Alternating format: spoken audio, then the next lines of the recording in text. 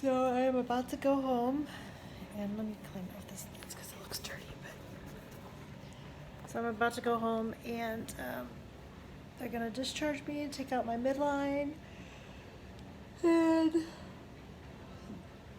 they changed meds and tried to put me on blood pressure meds, but I'm insisting to try and let my body adjust a little bit more on its own. I'm not willing to do a lifetime blood pressure med from a virus until I give my body a chance to like recuperate and get back to normal. So I'm still having pain in my chest and my back, and they have not been able to determine what that's from. I'm going to follow up with the hematologist to look at my blood and make sure that that is okay, that what I'm seeing in my blood was normal, or is, I guess it's not normal, but that it was, something that is going to get better or not cause any problems. And I'm just happy to be going home. They tried to come in and do an echo, which I'd already had one done like 2 days ago, so they did not do that.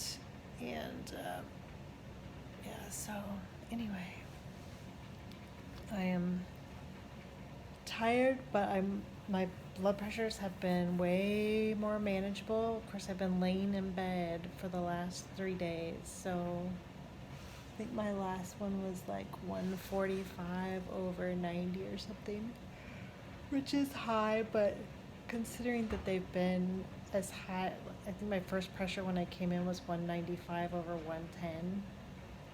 So considering it was that high when I first got here, and it's been running about 160 over 100, I'm happy with 145 over 90 for the moment. That's an improvement, so going in the right direction. Just kind of keep an eye on it and make sure that everything is set to go. So I will be glad when this settles down. It reminds me when I was really young, and after Andrew was born, he was in the hospital a lot. For the first 2 years, I think he was in the hospital about 7 or 8 weeks a year, and they kept telling us that it was pneumonia. We found out later it was reactive airway disease that had caused like an asthma, and he outgrew it, but it was very scary. And so there was a very up and down emotional journey his first 2 years, and this is very similar. I was telling my husband, it was like, where it was like something was happening all the time. There was like a crisis going on all the time. So I kind of feel like I'm in that crisis mode, but it's getting better. Like the more tests that I do, and they come back and they're like everything's fine, or it's you're healing or whatever. It's like every time it's good news, and we have more positives than negatives, then it's you feel like you're on calmer waters. And I'm probably going to be using that analogy for a long time, being on the boat and all the waves rocking you back and forth. But yeah, this is I still can't believe that this vacation went this wrong, and that here I am, May, 13th, and I'm still recuperating from a vacation that happened in March. So yeah, that's pretty weird. And I think the emotional part of it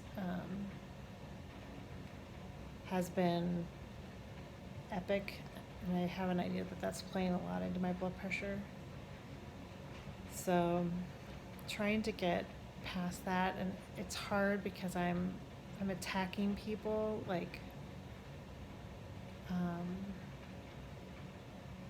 not really attacking them, but I'm having to stand up to the system a lot.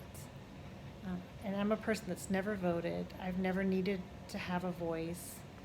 I've always felt like everything was being done right. That the people were doing exactly what they needed to be doing. That the leaders were doing what they needed to be doing. That the system was working the way it was supposed to be working. We had a system for everything: the FBI, the CIA, the NSA, the Congress. We had basically checks and balances on everybody. There was like you couldn't do anything wrong in this world that I lived in prior to this cruise. The system worked, and it worked well, and it was not something that you had to question. It wasn't something you knew that they were all doing their best. They may not be perfect, but they were all doing their best. They were all working to do their best. And everybody was doing their job, and we had those jobs.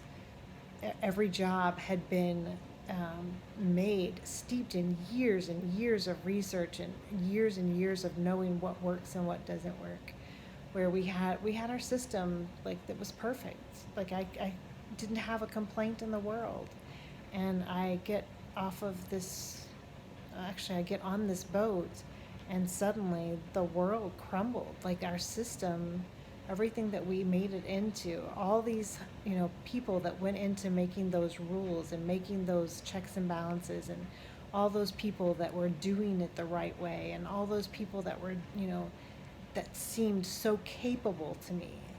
The world seemed so capable of handling everything and anything when I left. And when I got on that boat, it was as if it literally crumbled beneath my feet, as if first it was the captain didn't know what he was doing. He wasn't acting in his right mind. And then it was, his company, and then him, and then, and then it was the CDC, and then it was the ship's doctors, and, the airport in Atlanta not sending in ambulances to pick up those people that had medical emergencies on board.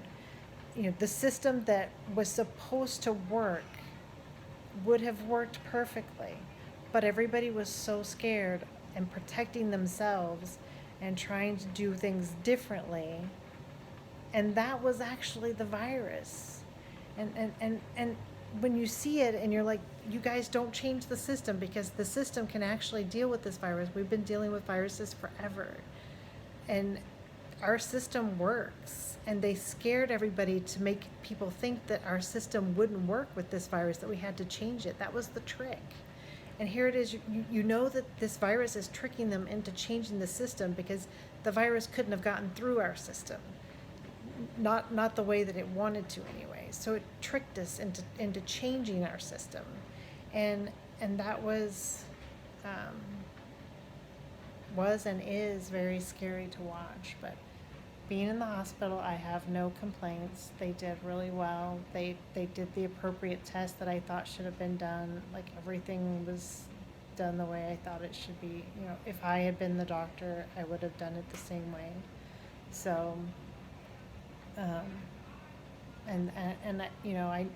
I know that I'm assuming that I know what he knows, and so I'm expecting him to act in ways that that I feel are appropriate based on that and based on what the system is that I know. And of course, you never know what you don't know.